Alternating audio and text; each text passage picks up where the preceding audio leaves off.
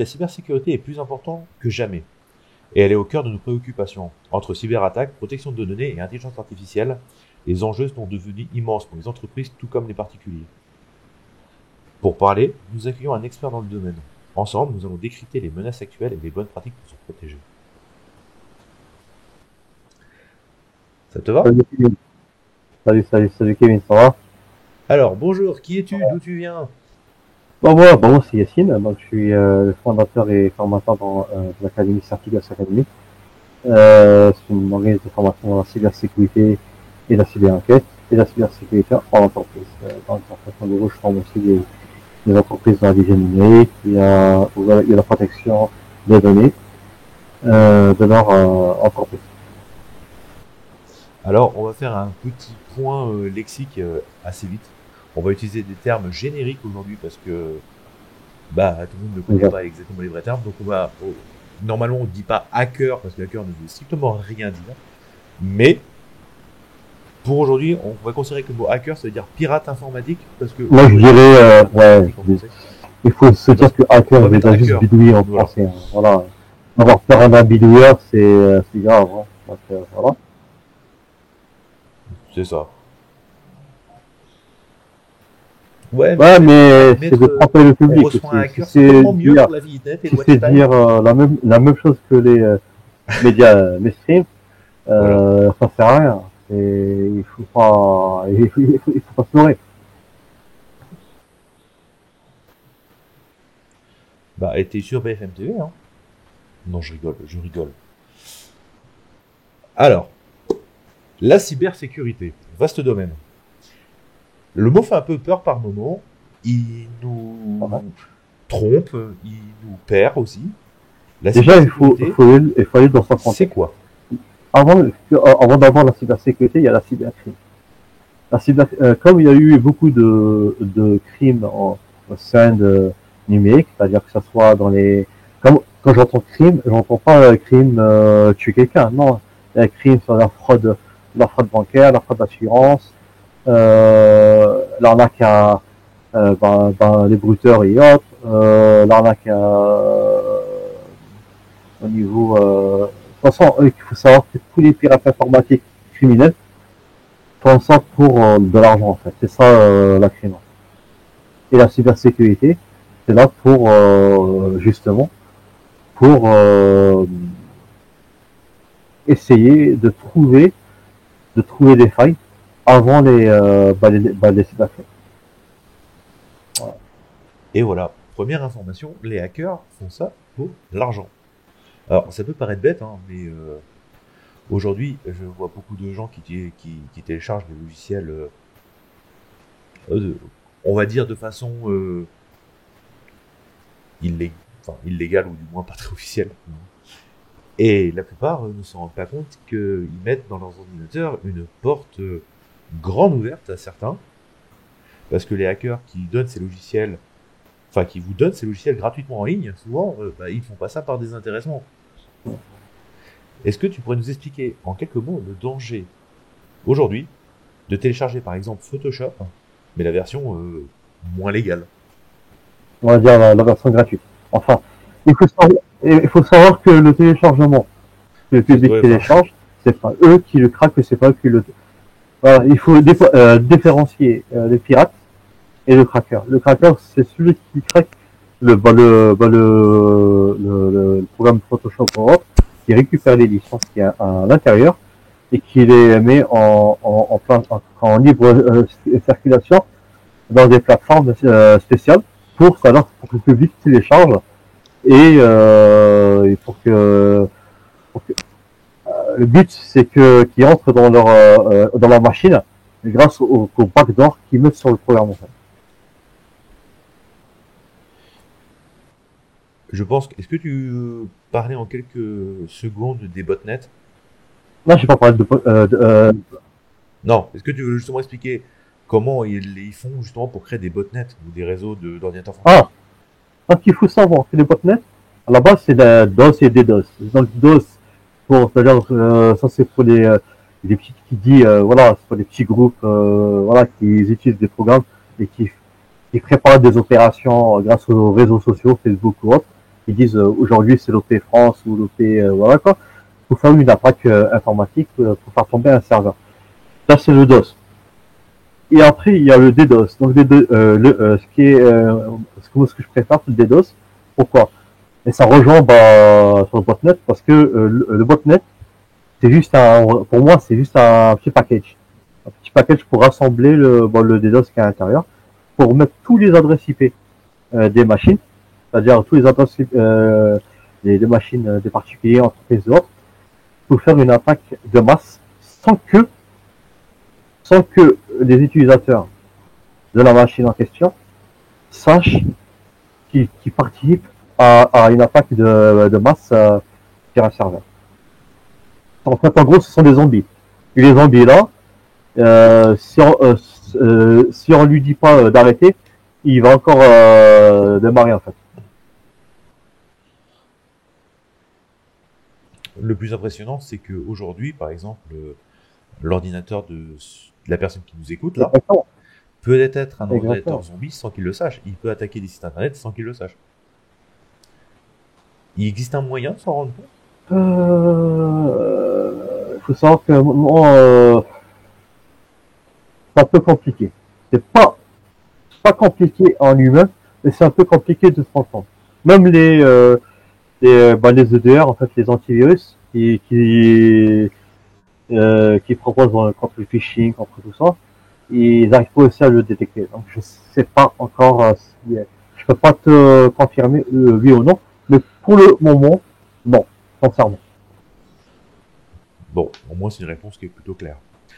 Alors, la cybersécurité est un enjeu mondial, que ce soit pour nous, à titre personnel, pour nos entreprises, ou même pour les nations en général qui font jouer un peu à des joujoux de qui va à quel autre.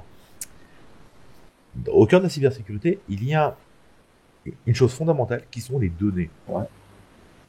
Aujourd'hui, un hacker, la plupart en tout cas, ont très peu d'intérêt de récupérer vos coordonnées bancaires, mais ils ont plutôt intérêt à récupérer vos données. Et pourquoi pour eux, aujourd'hui, les données sont plus intéressantes que l'accès à vos comptes? Enfin, les données, les données personnelles des utilisateurs, ou même des personnes, là, je vais parler que pour le public. Après, je vais parler au niveau des sociétés. Pour le public, c'est intéressant pour avoir une regorge d'informations sur eux, c'est-à-dire justement pour vendre ces informations à des entreprises, comment dirais-je, si un utilisateur aime les fleurs, il va récolter beaucoup d'informations sur l'individu et donner les informations aux sociétés concernées.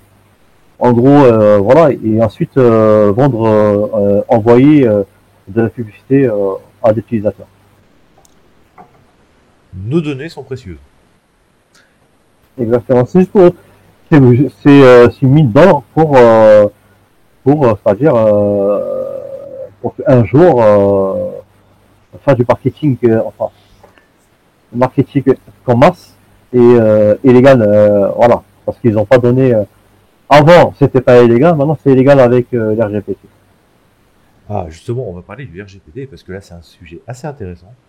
Je me souviens que quand ça avait été mis en place, il y avait eu une vague de crash parmi les devs pour certains, parce que ça faisait chier à tout le monde de le mettre en place, faut l'avouer.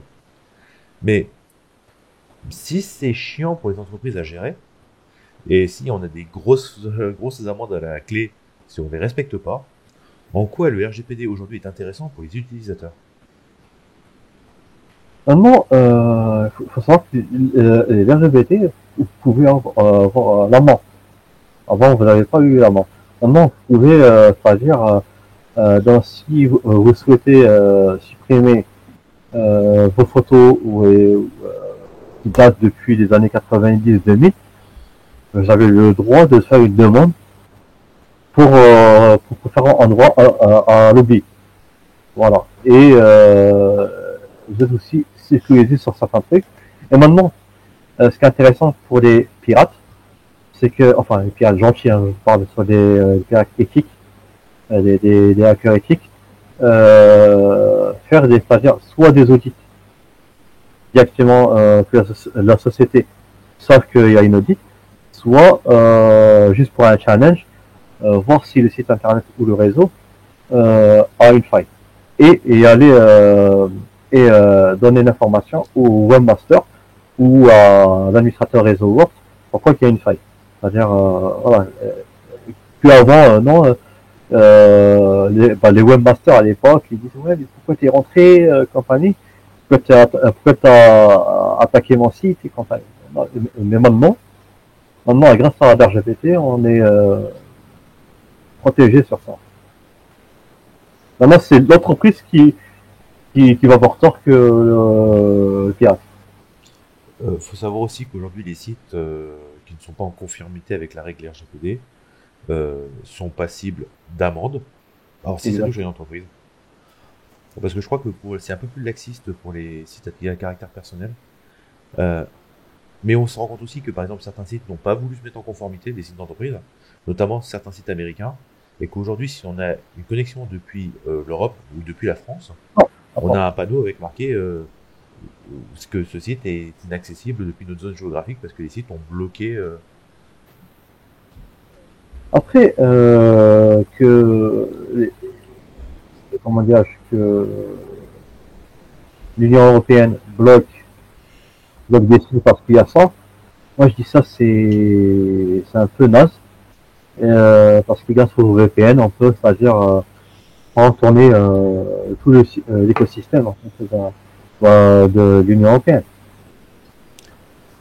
Et bah tu me permets tout de suite d'embrancher sur un autre sujet qu'on va parler, des VPN.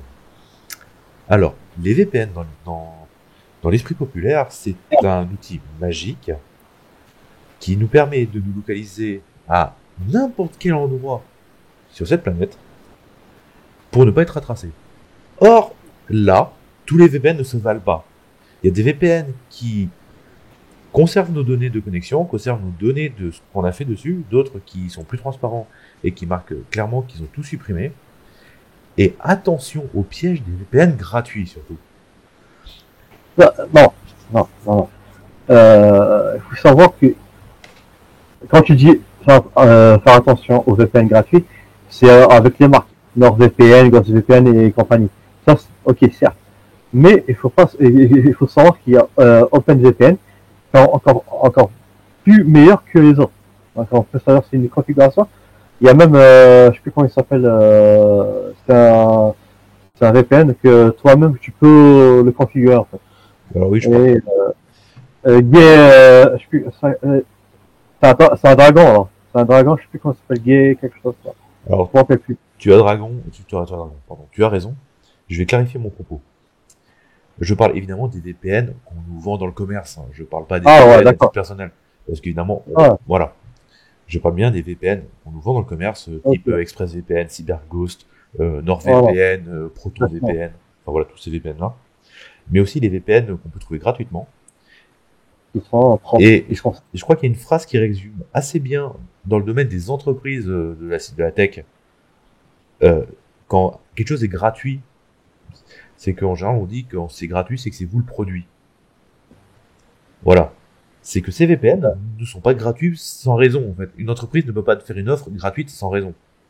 Il faut savoir que comment on achète un VPN ou même surtout des VPN par Internet, il faut savoir qu'ils ont votre adresse IP, il faut savoir qu'ils ont vos informations, il faut savoir qu'ils ont toutes les informations que vous avez, de votre PC, de votre géolocalisation, et pour, c'est-à-dire récolter ces données, une adresse IP de plus, pour la rajouter dans le VPN. Tout comme ce que je t'ai dit tout à l'heure au niveau du botnet. Par exemple, les adresses IP, plus ils ont des adresses IP, plus c'est viable pour le produit. Alors voilà, on va parler un peu justement de un VPN. C'est utile, faut l'avouer. Alors, c'est utile dans certains cas. Et je dis pas que c'est utile dans tous, mais ça peut être utile. Le choisir, prendre son temps pour choisir son VPN, c'est quelque chose d'important. Parce que certains VPN sont pas très transparents sur vos données. Je pense notamment, par exemple, à ProtonVPN, qui est un VPN qui est certifié, qui est transparent Alors après, c'est la transparence suisse. Donc c'est-à-dire que c'est transparent du fait qu'ils conservent pas vos données, par contre c'est pas transparent vis-à-vis de ceux qui veulent les récupérer. Ouais. Euh, Prenons VPN qui par exemple ne conserve pas vos données, qui est crypté, qui est, bon, enfin voilà, la Suisse a l'habitude de crypter les choses. Ouais, mais ça fait À pas. contrario, de l'autre côté du spectre, on a des VPN qui sont très flous sur ce qu'ils récupèrent, très flous sur ce qu'ils gardent, et des fois on peut avoir des surprises. Après, il y en a beaucoup qui pensent que le VPN égale à Anonymous. Non, vous n'êtes pas anonyme du tout. Vous êtes juste vous, comment dirais-je, il faut savoir que l'adresse IP, votre vraie adresse IP, est toujours stockée parce que c'est votre carte réseau. Votre adresse IP, il est dans votre carte réseau. Donc, il y a l'adresse MAC et compagnie. S'il n'y a pas d'adresse IP, il y a pas, il y a aussi l'adresse MAC qui est là pour retracer votre machine en fait. Et on voit aussi beaucoup la promesse sur YouTube, hein, notamment, que un VPN vous permet de payer tout moins cher. Alors, faut avouer que sur certains cas ça marche. Sur certains sites ça marche. Hein. Je pense notamment à Crunchyroll, où tu peux avoir l'abonnement pour quasiment rien. Sauf qu'aujourd'hui, de plus en plus de sites bloquent l'accès de leur site au VPN, justement pour éviter ça. Et par exemple, sur Adobe, hein, tu n'achèteras rien avec une adresse IP, enfin avec un VPN. Aujourd'hui, si les gens veulent acheter un VPN pour payer moins cher, est-ce que c'est intéressant au final ou pas du tout? Pour moi, si c'est pour faire ça, c'est débile. Parce que, comment dirais-je, il faut savoir que les auditeurs, enfin les éditeurs de VPN récoltent vos données. Donc ça ne sert strictement à rien. Si c'est juste pour faire ça, ça ne sert strictement à rien. Donc, on revient toujours au fondement de la cybersécurité, les données. Les données sont quelque chose d'important pour nous, d'important pour les entreprises. Ça se revend au prix de l'or. Il y a des sociétés spécialisées, hein, des data brokers qui sont spécialisés dedans, qui sont vraiment spécialisés dans la collecte de vos données, la revente aux entreprises, via des prospects. Mais on peut, c'est aujourd'hui, on peut lutter contre ça soi-même, grâce à on envoie des mails à ces sociétés. Mais c'est un peu long, c'est un peu fastidieux. Et toi, qu'est-ce que tu conseillerais pour éviter au maximum que nos données soient sur Internet? Alors, je sais qu'on peut pas tous les retirer, hein, mais au maximum. Sincèrement, pour t'avouer un truc, Kevin, là on est dans l'ère numérique. Les données maintenant c'est trop tard. Sincèrement c'est trop tard, on peut plus rien faire. Maintenant c'est la meilleure façon de réduire un peu, c'est d'avoir de l'hygiène numérique. Il faut être sensibilisé. Faut comprendre pourquoi il y a parce qu'il y a beaucoup d'informations sur Internet.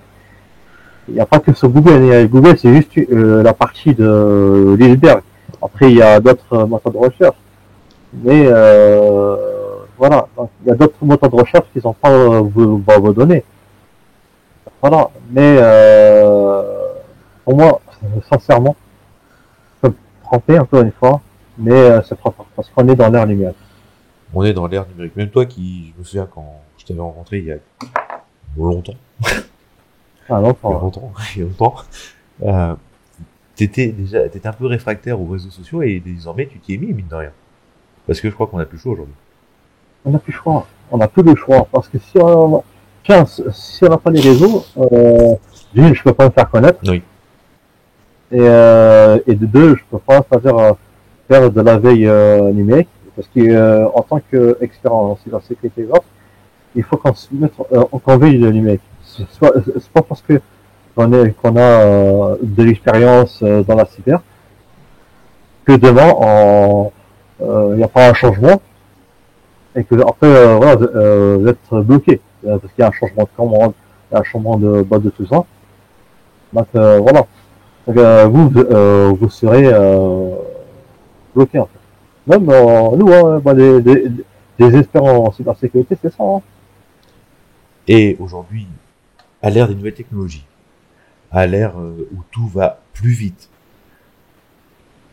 les nouvelles arnaques se font jour, les dangers sur la toile se font jour, et aujourd'hui, on assiste à des arnaques par l'intelligence artificielle qui deviennent de véritables pièges, notamment sur les réseaux sociaux et pour les personnes les plus fragiles.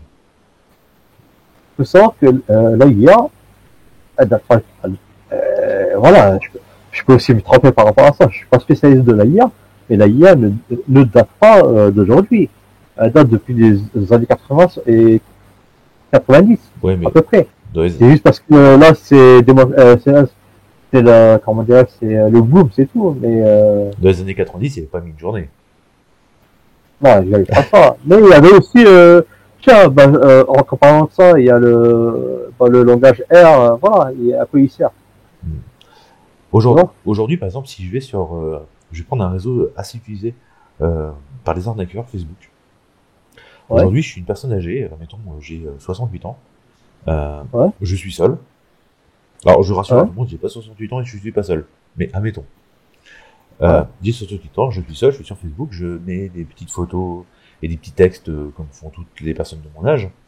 Et il y a une jolie fille qui vient me contacter en message. Elle est très sympa au demeurant, très courtoise. Et cette gentille fille a des tas de problèmes. Vraiment beaucoup de problèmes. Et moi, elle me dit qu'elle m'aime. Alors, on s'est jamais rencontrés. Mais elle m'aime. Et tout ce qu'il faut pour qu'elle vienne en France, pour que je puisse la sauver, qu'elle puisse venir à mes côtés, c'est lui donner un coupon PCS de 200 €. Aujourd'hui, on sait la majeure pratique, c'est des arnaques, on est d'accord. Mais tout demande, enfin tout demande PCS et compagnie, même eux-mêmes, comment dire, l'agence PCS, comment dirais-je, lance un appel depuis 3 ans, 5 ans en arrière, et ils ont fait un communiqué comme quoi qu'il faut faire attention aux arnaques, aux coupons. Il n'y a pas que le PCS, il y a Transcash, il y a PayPal, il y a beaucoup d'écosystèmes. Il y a Westergam et compagnie. Donc, il y a beaucoup de... Westergam. Telegram. Oui, ça. Non, le truc là pour les banques financiers, là, pour avoir de l'argent. Western Union. Oui. Tout ça, comme on parle d'argent, c'est de l'arnaque. Que ce soit sur les photos, que ce soit sur les immeubles sur le bon point ou autre, c'est-à-dire pour la location ou même pour la vente, c'est de l'arnaque.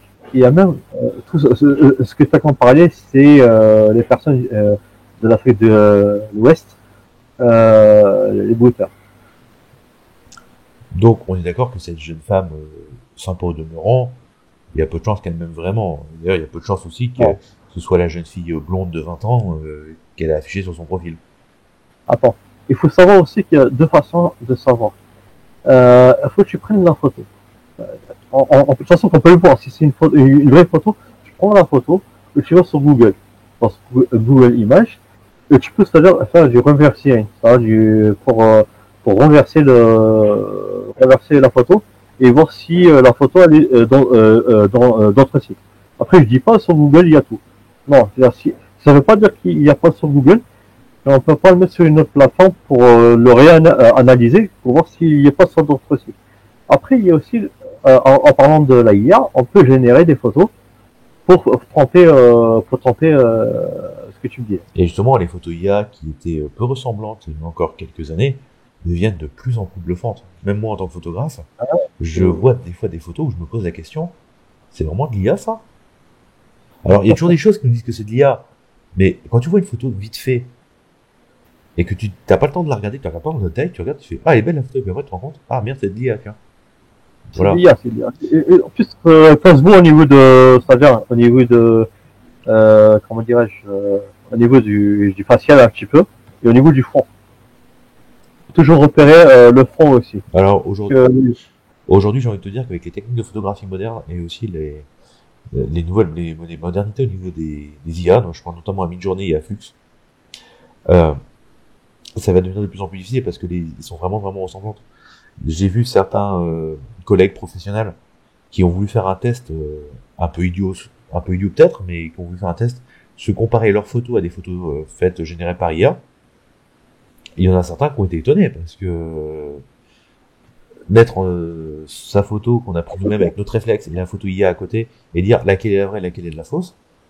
Pour certains, ça se voit de moins en moins. Alors je dis pas que ça se voit plus, mais ça se voit de moins en moins. Surtout qu'aujourd'hui, il y a le stylo numérique qui arrive un peu, donc du coup, on trouble encore plus la frontière entre les deux. Et aujourd'hui, il faut l'avouer que les photographes se servent aussi énormément de l'intelligence artificielle dans leur travail.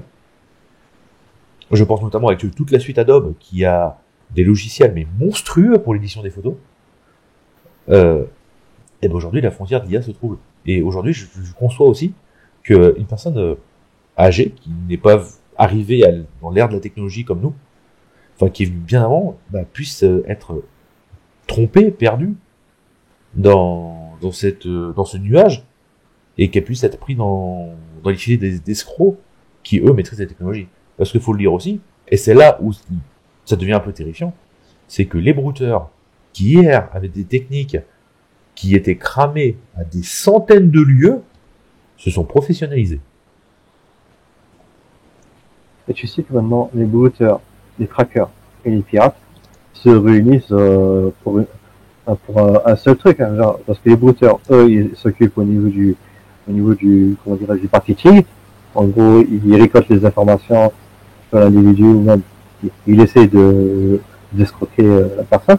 Après, il y a le pirate qui est derrière, qui peut, c'est-à-dire analyser la même personne et essayer de s'introduire sur la machine de la victime, avec qui parle. Et j'ai dit quoi d'autre? Il y avait le brouteur, pirate et cracker. Et le cracker, c'est c'est-à-dire pour craquer des programmes pour des logiciels ou autres, pour le renvoyer à la victime. Voilà, on renvoie à la victime pour, encore une fois, mettre un backdoor ou un malware à l'intérieur. Et pour s'intégrer exactement.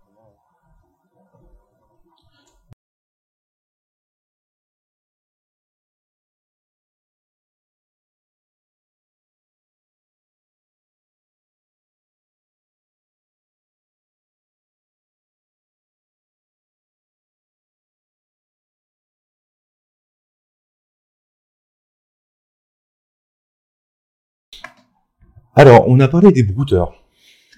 Et de cette jeune fille de 20 ans, blonde, qui m'aime pas vraiment. Je suis sûr que ma femme va être contente en entendant cette vidéo.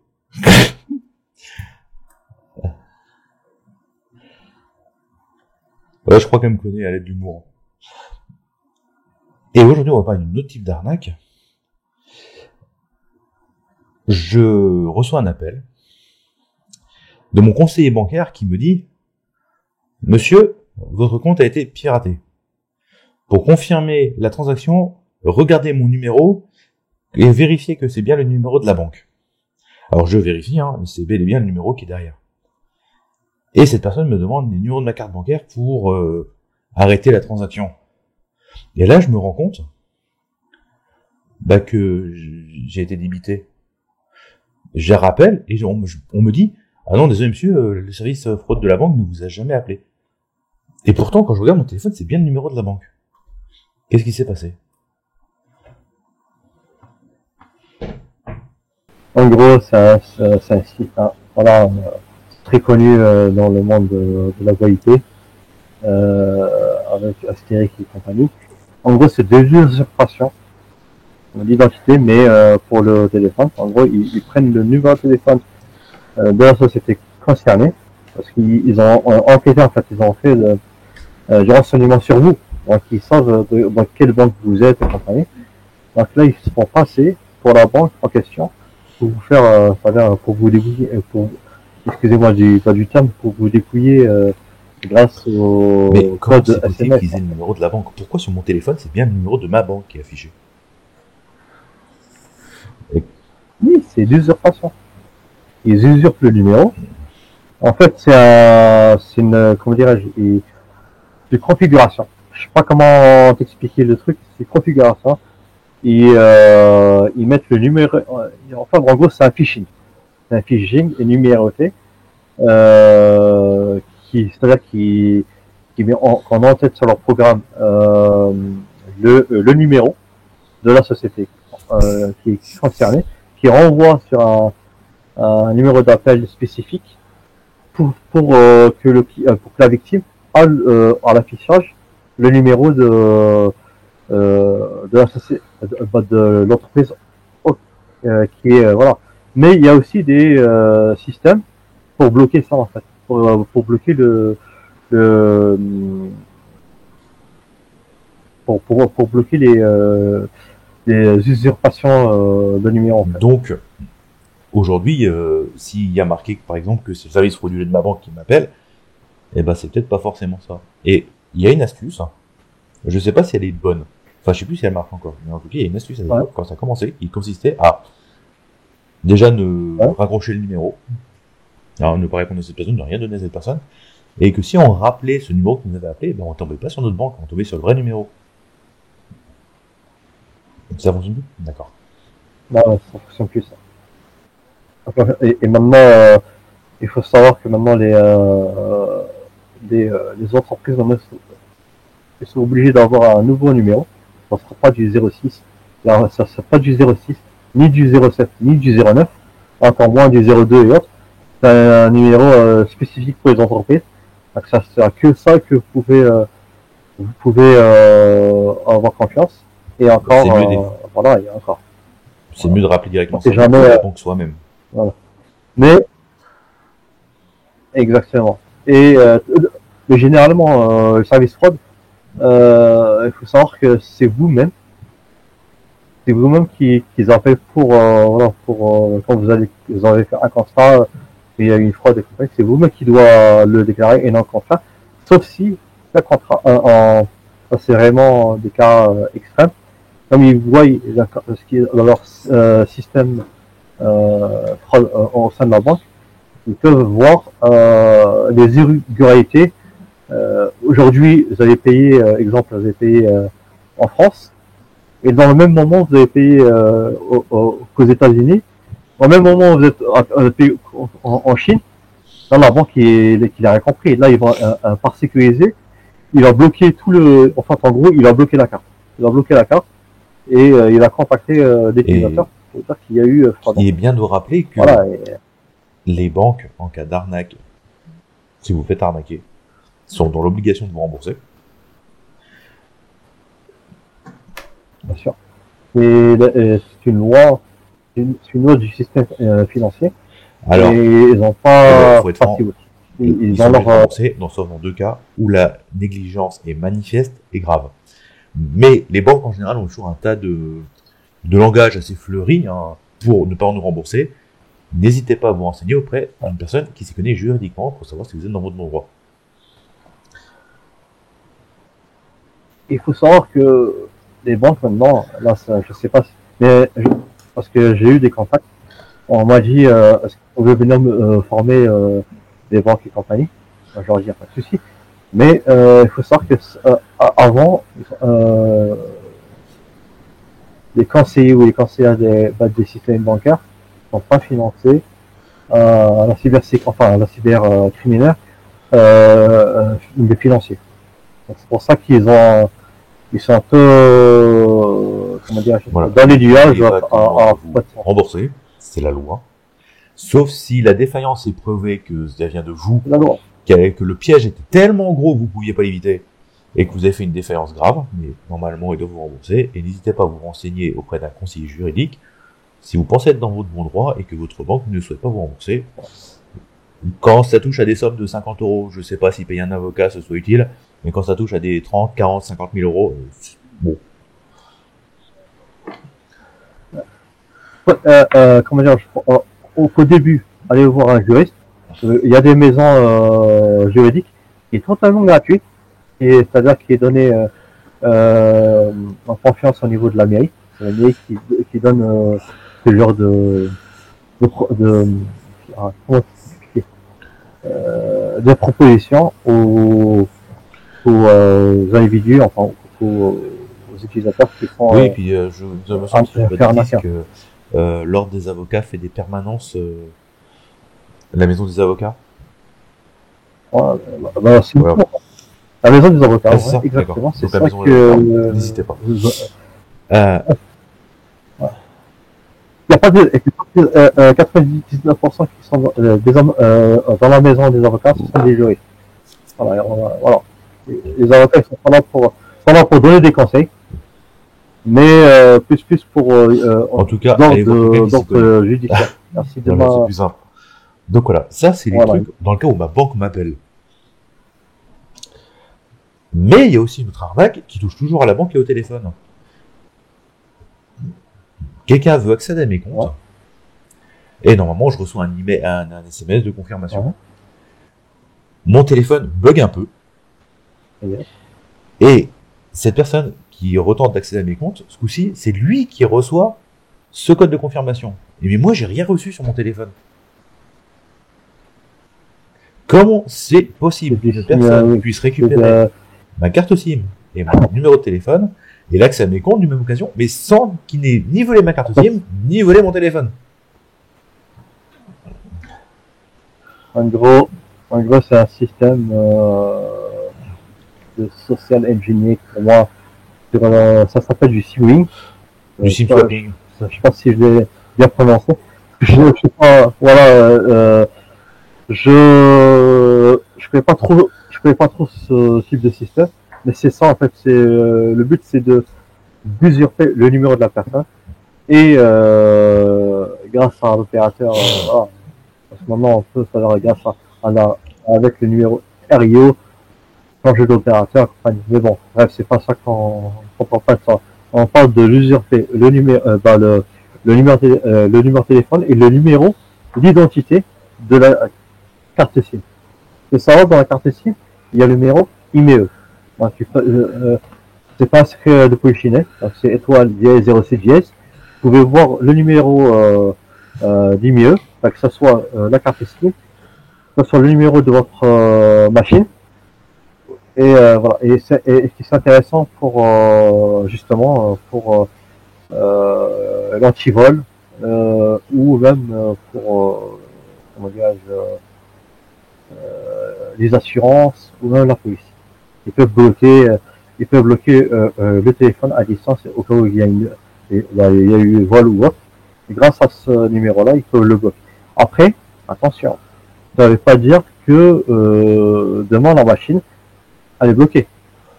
Certes, dans le coup, elle sera bloquée, mais après il y a une box spécifique pour, c'est-à-dire, c'est légal, hein. Je le déconseille, c'est légal, c'est de changer, le numéro IMEI, numéro de marque et compagnie de la machine et redémarrer la machine. Alors, je vais recadrer un peu le SIM swapping. Moi, ce qui m'étonne, c'est qu'aujourd'hui, par exemple, je veux voler le numéro, j'ai besoin d'accéder au compte bancaire de quelqu'un. Je veux voler ce numéro, je fais un peu de social engineering en récupérant ces informations, puis après je vais appeler son opérateur en faisant passer pour lui et dire que j'ai changé d'adresse et que je récupère sa nouvelle carte SIM, mais sans que cette personne soit au courant. Et quand il reçoit l'email confirmation d'envoi de sa carte SIM, vu qu'il a déjà été désactivé, que c'est moi qui ai tout récupéré, la personne peut mettre un moment à se rendre compte que elle s'est fait usurper. Oui, mais encore une fois, il faut avoir au minimum le numéro RIO. Donc ce numéro RIO, sauf si il a accès à la plateforme de la victime et trouver le numéro RIO et compagnie, là certes, il peut faire ce qu'il veut avec. Mais par contre, maintenant, sincèrement, pour appeler un opérateur, s'ils n'avaient pas le numéro RIO pour changer dans le même opérateur, Ouais, mais il va pas le modifier. Il peut appeler son opérateur en disant ah désolé, j'ai plus mes informations, j'ai perdu ma carte SIM. Mais c'est souvent bien comme ça qu'il se renvoie le truc. Enfin, qu'il renvoie les cartes SIM. Non? D'accord. Certes. Oui, certes. Ok.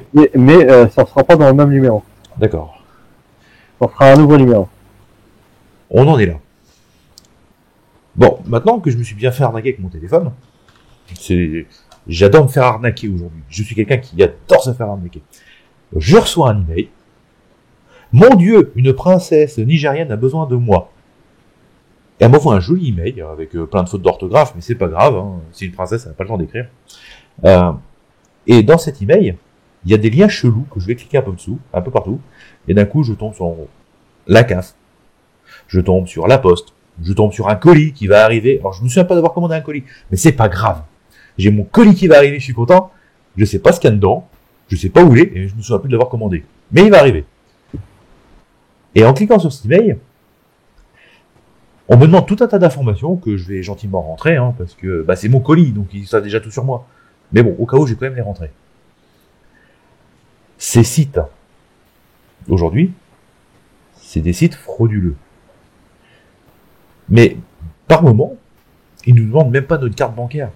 Ils nous demandent simplement mon prénom, mon nom, ma ville, ma date de naissance, ma carte d'identité. Bah, pourquoi ils me demandent pas ma carte bancaire? Pourquoi ils vont que demander ces informations-là? Pourquoi ces informations-là sont précieuses pour eux? Tout simplement, encore une fois, je vais mettre dans son contexte. Donc en fait, en gros, ça, ce que tu me parles, c'est du phishing. Donc c'est du social engineering, de la psychologie, encore une fois, pour usurper, enfin pour usurper, pour récupérer de l'information et usurper, en gros, c'est pour usurper l'identité de la personne. En gros, avec ça, il peut, c'est-à-dire contrarier, c'est-à-dire s'il a l'acte de naissance avec lui, il peut faire une carte d'identité avec sa propre photo, mais avec le nom et prénom, date de naissance, adresse de la personne qui a été victime. Et il peut, c'est-à-dire se faire une assurance qui va des crédits d'assurance, la frappe bancaire. Il peut vraiment avoir il peut avoir des crédits bancaires et pour que la victime derrière et même sur les permis, faire une demande de permis à usurper le nom et prénom de la même personne, à ceux qui ont vraiment eu pas le permis, et aussi pour la carte grise du véhicule. Alors, si demain il y a voilà, il prend des dégâts dans la route, au niveau des amendes, ça ne sera pas lui qui va payer. Je me souviens d'une histoire de Julien Courbet où un homme s'était fait usurper sa plaque d'immatriculation quand il a créé son entreprise et il avait 20 millions d'euros d'amende à payer. Mais il faut savoir que maintenant, comment dirais-je, soi-disant, ils ont mis des caméras dans les flashs pour photographier la personne, pour éviter que les avocats parce qu'on a beaucoup il y a beaucoup de dossiers depuis les années 2000 gagnés à 100% par les vrais avocats et faire tomber les amendes. Bon, alors du coup, cette dame qui n'est pas forcément une princesse peut ouvrir des comptes à mon nom. C'est embêtant. Mais il peut ouvrir. Mais c'est pas grave parce que je suis toujours quelqu'un de confiance. J'ai toujours confiance au monde. Je reçois un autre email.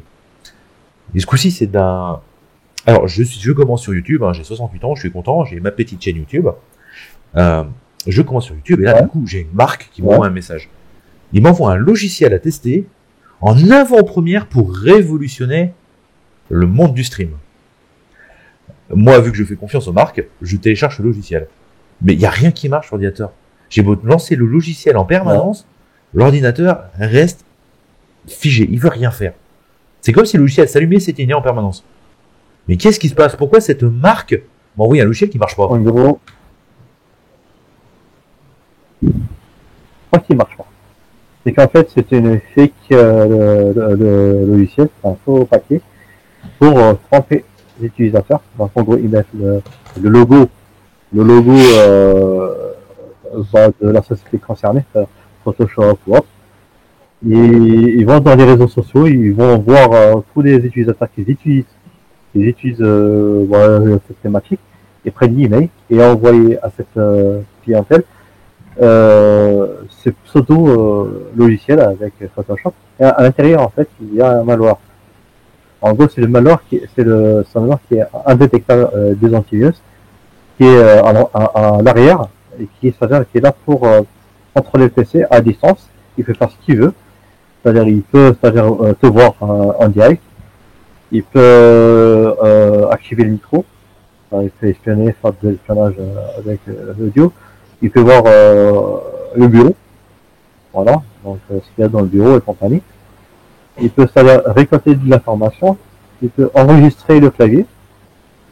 Et il peut même, voilà, il peut faire beaucoup de choses. Hein. Il peut même introduire un dossier sur votre machine. Et il peut aussi éteindre et rallumer Et redémarrer la machine. Des malwares dans l'ordinateur.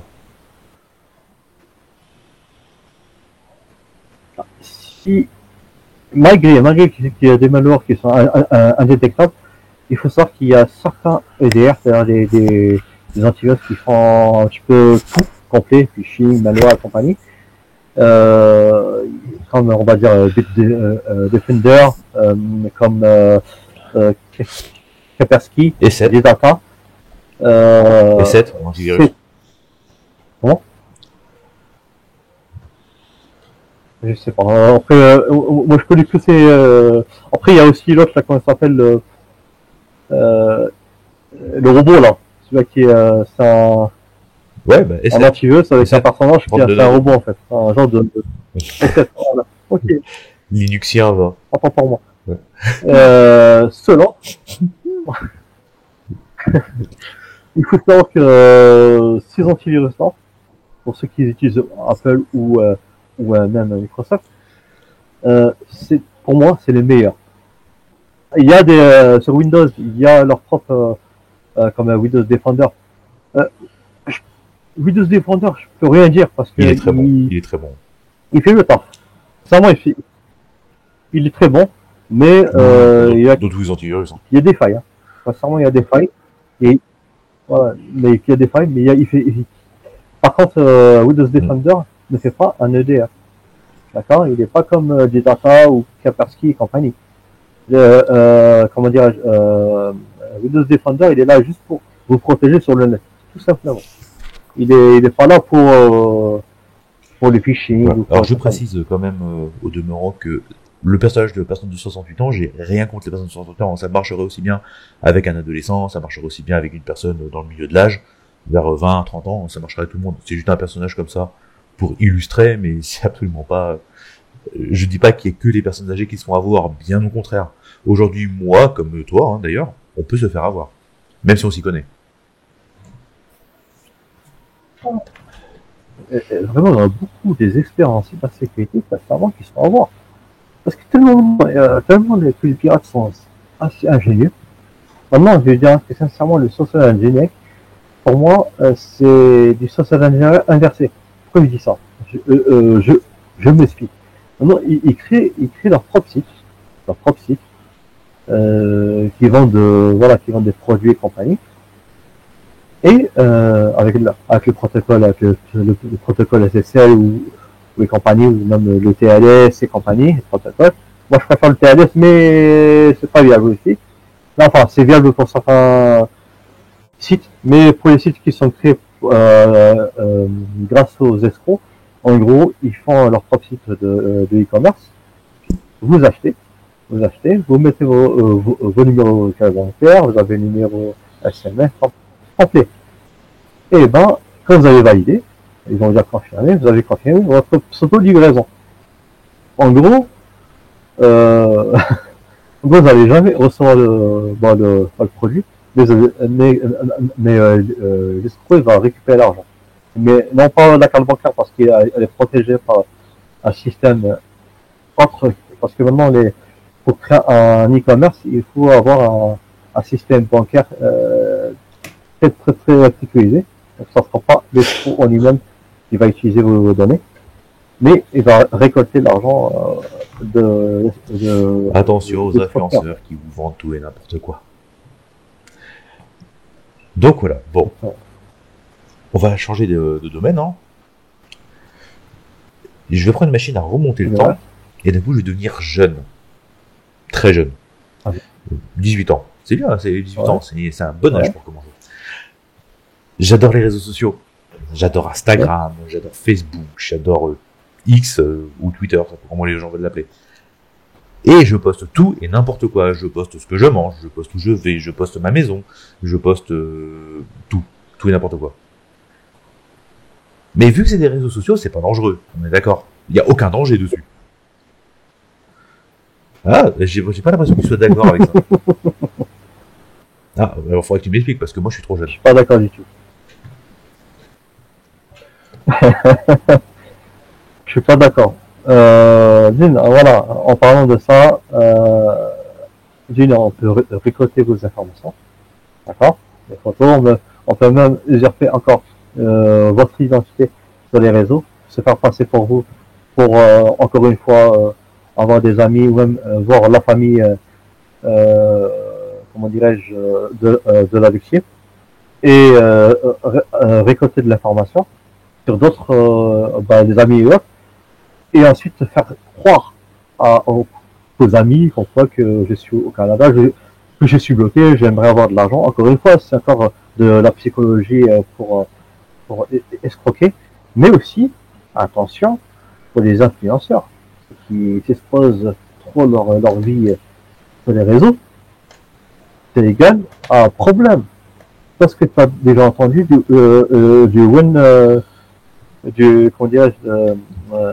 comment dirais-je, comment ça s'appelle? Homme, Ouais, le homejacking. jacking. Oui. Voilà. Le swatting. Exactement. Donc, ils peuvent, c'est-à-dire, exactement, ils peuvent attaquer, il y a beaucoup d'influenceurs qui sont faits, comment dirais-je, même des footballeurs, des stars, ou même des journalistes qui sont je faits, crois qu'ici en France, alors relayer je leur connais pas du tout trop le youtubeur, donc je vais peut-être dire une bêtise. Mais je crois que c'est le swatting aux États-Unis, c'est quelque chose d'assez courant. Malheureusement, pour ceux qui ont l'idée de le faire, Ouais. c'est une mauvaise idée, ça peut très mal finir, vraiment très mal finir. Que ce soit pour vous ou aussi à la personne qui en a été victime, hein, il y a eu malheureusement des décès grâce à ça, enfin à cause de ça plutôt. Ici en France, je crois qu'il y a un youtubeur qui a beaucoup subi, il s'appelle Astérion, de mémoire. Alors Astérion est une personne assez sombre avec des dossiers sur le dos. Je rentrerai pas dans les détails parce que je ne connais pas la personne et que je ne sais pas grand chose de cette personne. J'ai su qu'il y a des dossiers assez sombres. Mais il a été victime de swatting à plusieurs reprises. C'est une pratique. Alors ça en fait rigoler certains. Ça en fait vraiment rigoler certains. C'est pas drôle. Les forces de l'ordre ont autre chose à faire que de juste aller emmerder quelqu'un qui est en stream, hein, parce que bon. Et j'allais parler de ça, il y a même des streamers qui sont faits, comme aux États-Unis en fait.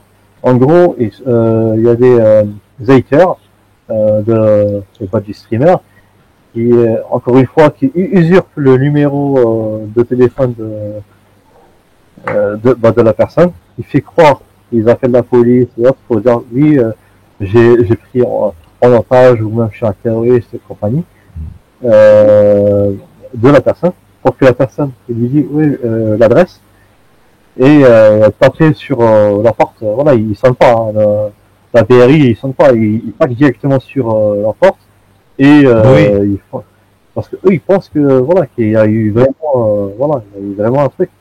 Et maintenant, sincèrement, la police française ou même américaine ou autre, ils accrament de salaire et ils font plus confiance en eux. Qu'on soit clair. Maintenant, ils font des enquêtes. Vas-y. Vas-y, je te laisse finir. Ouais. Il faut savoir que les dégâts qui sont faits à tort, c'est-à-dire les portées compagnie, c'est l'État. Quoi, ils payent. Parce qu'il y a aussi ça où l'État oublie de payer. Mais bon, ça c'est autre chose. Il faut savoir que les gens qui sont, enfin, les streamers ou les gens qui se font par rapport à ça, si l'État trouve rien, vous pouvez déposer plainte contre l'État. Vous pouvez prendre 3 avocats ou 5 avocats et attaquer l'État. Ils ont l'obligation de vous, c'est-à-dire rembourser les dégâts. Parce que à cause voilà, excuse-moi du terme, d'un camp. Il faut poser les mots à un moment. Si ça vous amuse un jour de faire du swatting, c'est pas rigolo, c'est dangereux, c'est interdit, c'est complètement illégal et vous pouvez avoir de très gros ennuis en France. Pas qu'en France, parce que je sais pas si vous êtes tous en France, mais en tout cas en France, c'est voilà. Donc vas-y. En fait, juste un petit d'aparté, voilà, un petit truc. Faut savoir que je connais un groupe. Maintenant, il est plus, il a disparu des radars. Il y a un certain pseudo-pirate, je l'appelle un pseudo-pirate, qui a créé en France, qui est vraiment est parti s'exiler depuis des années dans son pays, on va dire comme ça, en Israël, qui s'appelle Ulkan, Grégory Shelley, qui a fait Vieux Vocal, qui a fait ça pour les streamers et pour même pour c'est ça qui est tout ce qu'on a parlé, il a fait un auteur connu. On peut aussi parler de Hush Puppy. Ah, bon. Je vais mettre la vidéo d'un youtubeur qui s'appelle Sandoz en lien pour ceux que ça intéresse. Voilà. Donc, je vais littéralement me transformer. Aujourd'hui, je suis un homme jeune, mais je vais devenir une streameuse. Faut savoir que, bon, je pense que c'est partout pareil, hein, mais c'est plus difficile d'être une streameuse qu'un streamer. Et c'est aussi plus dangereux. Notamment parce que on peut se faire suivre dans la rue. Et ça, si les personnes peuvent vous suivre, c'est qu'ils ont récupéré vos données à un moment. C'est obligé. Et même, sincèrement, on peut se faire prendre. Oui. Comme toi, tu es photographe. Et demain, tu peux aller dans les lieux publics, faire une photo de la personne et faire, grâce à l'IA, récupérer de l'information sur la personne. C'est ce que j'allais en venir. Enfin, pour récupérer les données d'une personne, d'une streameuse, d'une streameuse là, parce que c'est pour le personnage, hein, mais ça peut être un streamer, ça peut être monsieur le banquier, ça peut être une amie, ça peut être une cousine, ça peut être un collègue de travail, ça peut être un supérieur, enfin voilà. On peut utiliser l'OSINT. L'OSINT, c'est une technique légale d'enquête qu'on peut utiliser pour récupérer des informations dites open source. Ouais. Non, c'est pas de logique. Hein. Oui, on récupère des informations qui sont publiques, open source, qui sont, on le, enfin, on ne va pas.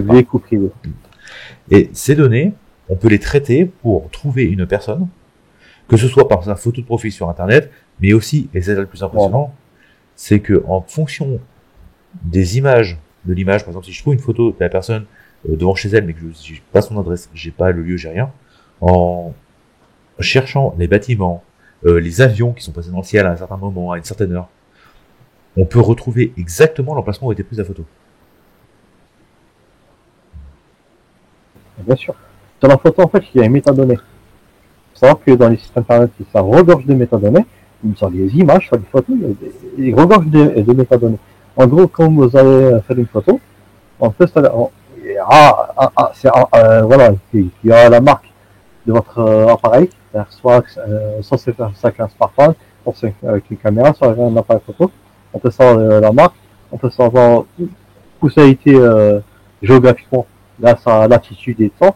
On peut avoir toutes les informations sur et encore, justement, on peut cacher un message dans la photo. On peut même intégrer un malware dans la photo et l'envoyer à la personne. Tu vois. Il y a même, c'est-à-dire, il n'y a pas que ça, il n'y a pas que la photo sur le losing. On peut, c'est-à-dire, faire de l'enquête plus approfondie sur la personne, sur l'individu.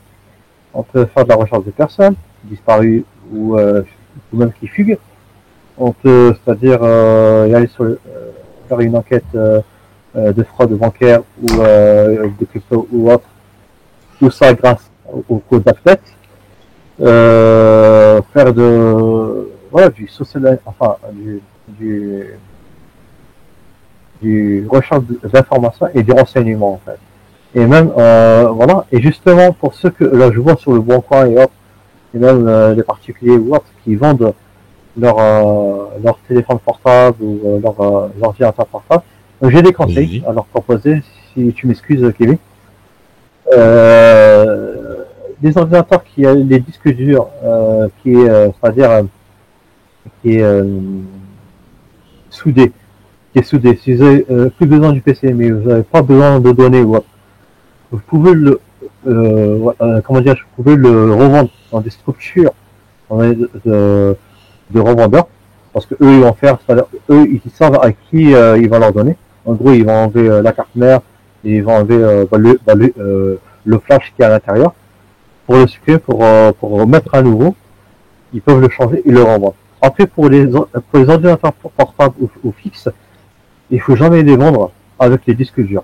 Il faut acheter un disque. Il faut aussi préciser à la revente pour les particuliers qu'il y a un disque dur neuf. Il faut leur préciser. Et par contre, il faut pas que le PC soit plus cher que.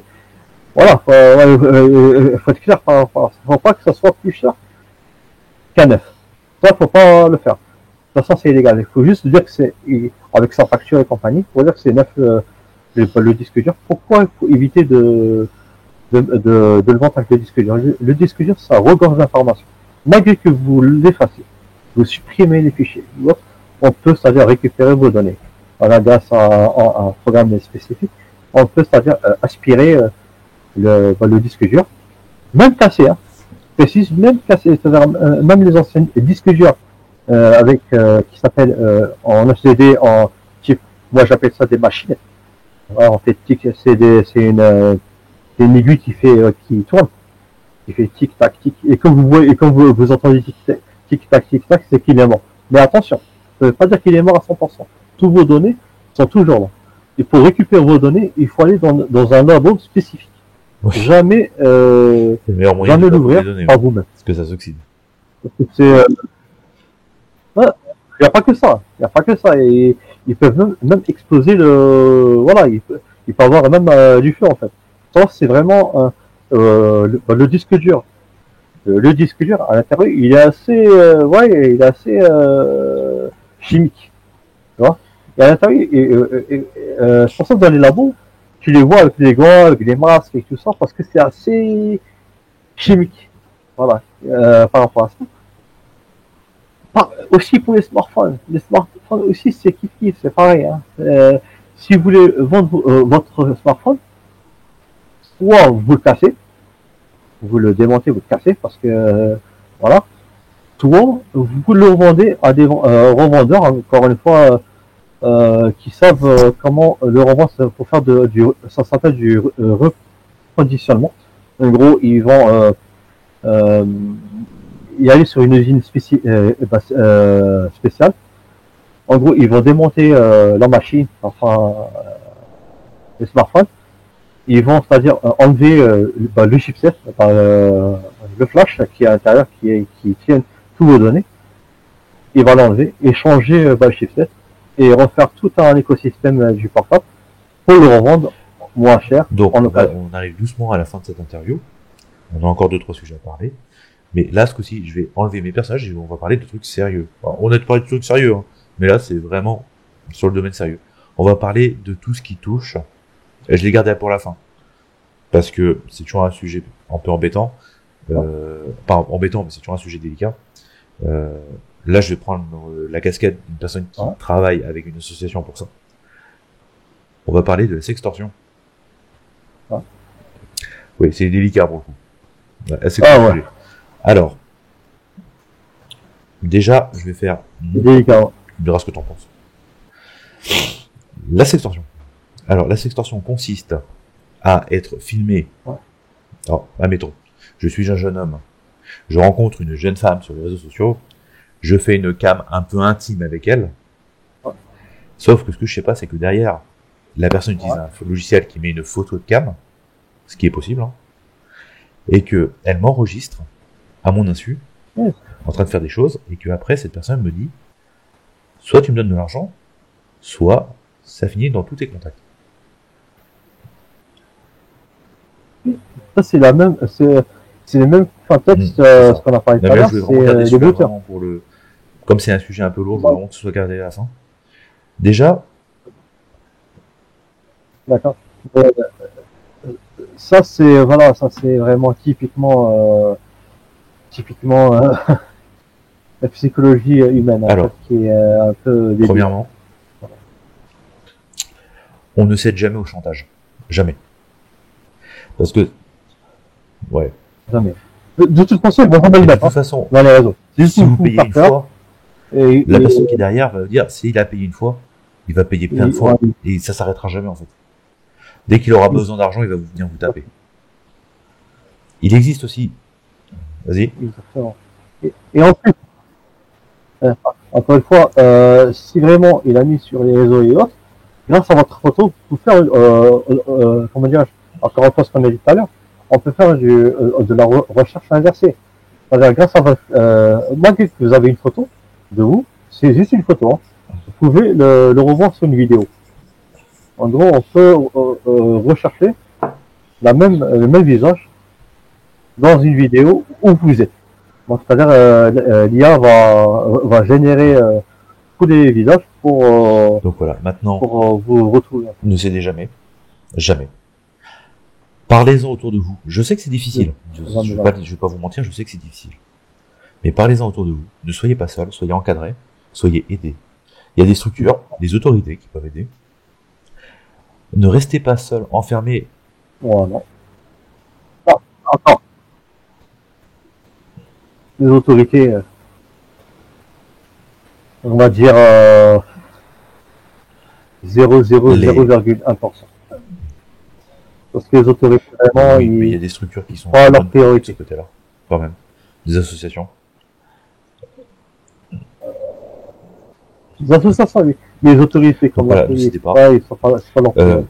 Contactez, là je vais le dire de manière un peu floue, mais contactez les bonnes personnes qui peuvent vous aider. Il y a des gens qui sont spécialistes dans ce domaine, qui peuvent supprimer ces données. Et même, voilà, et même, sincèrement, même si vous connaissez des pirates informatiques et compagnie, prenez soin, soyez, voilà, c'est vos données personnelles et voilà, donc si un pirate, malgré que c'est illégal, qu'est-ce qu'il va faire, mais c'est votre image.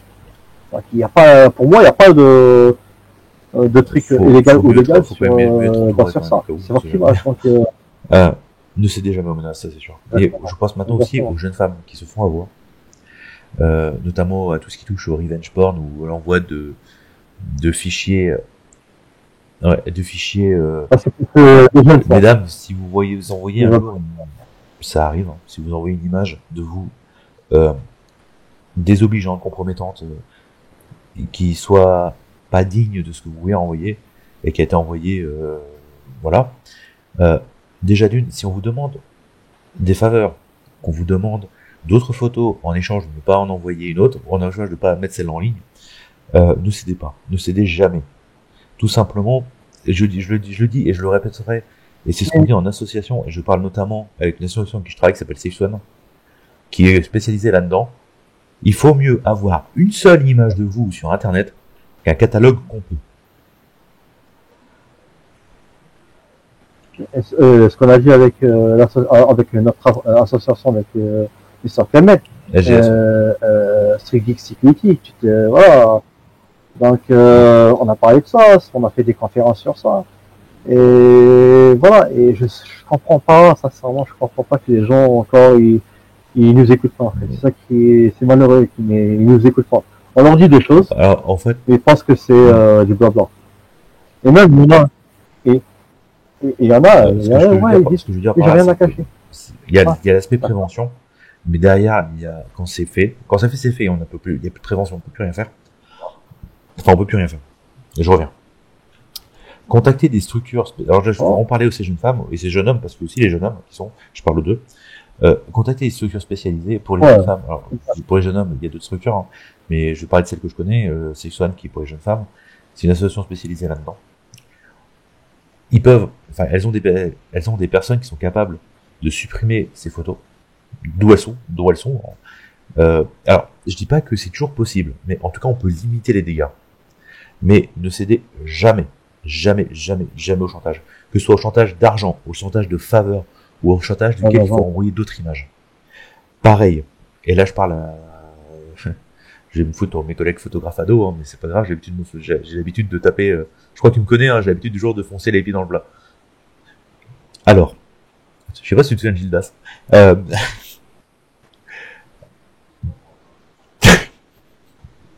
Parle-moi pas de lui.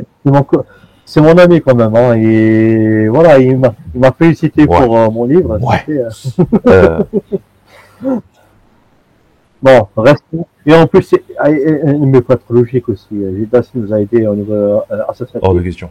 Il y a des dossiers, mais bon, enfin bref. Non.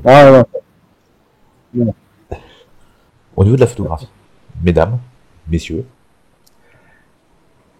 vous êtes propriétaire, même si le photographe est propriétaire des images que vous faites, vous êtes propriétaire de votre image, vous, de quoi vous ressemblez, vous êtes propriétaire de ce droit de dire au photographe, vous n'utilisez pas mes photos pour tel et tel truc. Faites attention. Vraiment, faites attention. Certains photographes ont des idées tordues derrière la tête. Vraiment tordues. Et aujourd'hui, à l'heure où la photographie devient de plus en plus compliquée, certains photographes professionnels et amateurs, je mets les deux, hein, parce que en photographie, je pense que les deux sont... J'ai fait remarquer que les deux étaient pareils. Mettre vos photos sur des plateformes, je pense à Patreon, je pense à Mime, je pense à OnlyFans, utilise les images qu'ils prennent en studio pour faire des abonnements et vendre ces photos des fois des fois assez osées, hein, on va dire ça clairement, sur ces plateformes et se faire de l'argent un peu passif. Et là où ça m'interloque, et là je parle en tant que professionnel, j'ai eu des gens en face de moi, des personnes qui aident les entreprises, qui nous disent faites-le en tant que photographe, faites-le parce que ça rapporte de l'argent et c'est bon pour le chiffre d'affaires. C'est-à-dire que certains sont incités à mettre des photos de modèles sur des sites payants, même si le modèle, et là c'est ce qui est plus tordu, n'est pas au courant d'où vont ces photos. Certaines personnes font des photos chez un photographe à usage privé, qui doivent rester privés. Par exemple, je vais prendre des photos un peu sexy pour ma femme ou mon homme, ça dépend de quel jour on est. Et ces photos qui doivent rester du privé, qui doivent être entre le photographe, la modèle ou le modèle et son conjoint ou sa conjointe, se retrouvent sur des plateformes de vente et finalement elles sont toutes sauf privées. Je vais aussi intervenir sur autre chose vis-à-vis de nos photographes, et là après on va parler des drives parce que c'est important. Amis photographes, professionnels ou amateurs, sécurisez vos drives. Je rigole pas. Quand je vois que des mots de passe sur certains de vos sites, parce que j'en ai parlé avec une personne qui s'était fait hacker justement, quand certains de vos sites ont des galeries privées, et privé ça veut bien dire le nom, où le mot de passe c'est 001 ou 002, ou même l'année pour certains, genre 2024, vis-à-vis de vous, ce n'est pas sérieux, mais vis-à-vis de vos modèles non plus. Car une galerie qui est privée, où les gens payent pour que vos photos soient à but privé, doivent rester privées. Vos mots de passe en 4 chiffres, mais ça met quoi, un millième de seconde à faire craquer en Go de France, même pas. Parce que voilà, faites attention. Et vos drives. Vos drives. Alors, je parle aux photographes, mais attends aussi aux privés. Aux gens normaux, comme toi comme moi je suis professionnel, donc je suis dans la merde, mais comme toi, par exemple, qui est complètement béotien en photographie. Ah, je précise, béotien, c'est pas une insulte, hein. C'est un mot, c'est un vrai mot. C'est un mot, c'est-à-dire que on n'est pas expert dans le domaine. Là, Valdrake, c'est l'une des secteurs de la cybersécurité qui est aussi négligée. Parce que même sur le drive, il est mal, ils ont mal configuré, ils ont mal protégé pour la protection des données. Après, comme Azure, Google, ce que tu veux. Après, il y a la meilleure drive qui est intéressant, enfin le meilleur cloud, j'appelle ça un cloud, c'est se faire soi-même son propre serveur. Cloud, faire un NAS ou voilà. et leur donner des informations dans leur NAS, ou même si vous voulez que ce soit en extérieur grâce à un lien sécurisé que personne ne connaît et que vous pouvez y aller, on va dire vous êtes au Canada, vous prenez votre PC et vous pouvez, c'est-à-dire prendre vos dossiers qui sont dans le cloud directement sur votre maison. Par exemple, vous pouvez installer Nesquik. Nesquik, c'est l'un des clouds qui est intéressant pour configurer directement chez vous en fait. Et c'est intéressant pour la sécurité Alors, et pour les vous-même en fait. Et là, je vais peut-être m'énerver sur certains, mais pour les drives. Déjà, première règle. Alors, si vous pouvez, faites un NAS. On n'est jamais plus protégé que par les choses qu'on a chez soi. Un NAS, c'est des disques durs empilés dans un boîtier. Si vous voulez qu'il soit déconnecté d'Internet, vous déconnectez la prise. C'est bête, mais ça marche. Le problème, c'est qu'un NAS, ça peut devenir onéreux en fonction du NAS. Mais il y a des NAS, on peut le faire soi-même. Hein. Et en comparant ça, j'ai un petit message pour les entreprises. Un petit message. Après s'ils souhaitent, je dirais ça plus tard. Mais c'est un petit aperçu. C'est de faire 3 serveurs dans leur entreprise. Donc il y a le serveur One, c'est le serveur principal, et le serveur 2 pour le serveur, c'est le serveur cloud qui va faire des allées et venues dans le même réseau. Si demain vous avez une attaque informatique, le ransomware, s'il y a un ransomware ou autre, et votre premier serveur il est compromis, c'est le serveur 2 qui va prendre le relais. Si le serveur 2 il est aussi compromis, donc c'est le serveur 3 qui est en réseau. Donc en gros, vous pouvez garder tous vos fichiers clients et autres directement sur le serveur 3 en réseau. Voilà. Donc en attendant que le serveur 1 et 2 doit, grâce à un site d'enquête, faire de l'investigation, comment ça a pu arriver et compagnie, et ensuite faire de la réparation et sécuriser Alors, le serveur. je ferai un tuto qui paraîtra sur moi le mois prochain, je pense. Sur la chaîne secondaire, le studio des tutos. Oui, elle porte bien, j'adore le mot studio, donc du coup je mets par là toutes les sauces. Comment faire un NAS. Bonjour, j'expliquerai, je ferai le détail avec les codes et tout ça. Voilà, je mettrai tout en dispo. Ouais, je mettrai tout. Avec un Raspberry ou avec un NAS que vous achetez. Il y a beaucoup de thématiques. Hein, du coup, on va passer au côté coup de gueule. Ça va être rigolo. Si vous avez pas la possibilité d'avoir un NAS physique chez vous, il existe les drives en ligne. Cependant, tous les drives ne se valent pas. Certains drives sont chiffrés de bout en bout. Ça veut simplement dire un truc très simple, c'est-à-dire que le drive, enfin l'hébergeur de drive n'a pas accès à vos données. Vos données, quand vous les envoyez sur la toile, du départ de votre ordinateur jusqu'à l'arrivée sur le serveur d'hébergement, ils sont cryptés. On ne peut pas savoir ce qu'il y a dedans. Non, Kevin, je te corrige sur un sujet. Chiffrés, pardon. C'est pas crypté, il faut pas dire crypté. Ils sont chiffrés. C'est-à-dire qu'on peut pas les décrypter. Si on n'a pas la clé, on les décrypte pas. chose. Et l'hébergeur dessus, c'est chiffré. Lui non plus ne peut pas savoir ce que vous avez dans votre drive. Alors, il y a des hébergeurs complètement transparents. Je pense notamment à Proton Drive qui est fantastique. Je pense à K-Drive aussi, je crois, de mémoire, qui sont complètement chiffrés. Voilà, ça, vous êtes sûr que vos données sont protégées. Je ne connais pas le prix de K-Drive, j'ai pas regardé. Juste comme ça, je voulais me renseigner pour le prix de Proton Drive, juste comme ça pour donner un titre indicatif. Proton Drive, c'est pour 500 gigas. Alors, je parle le 28/03/2025, hein, comme ça, c'est le prix à cette heure-ci. Pour 500 gigas de données stockées, cryptées de bout en bout. C'est important. Le mot chiffré monsieur. Chiffré de bout en bout, c'est hyper important dans un drive. C'est la mention que vous devez regarder. Ensuite, vous regardez s'il partage vos données. Pour Proton Drive, c'est complètement transparent. Il partage pas vos données. C'est chiffré de A à Z. Et c'est en Suisse.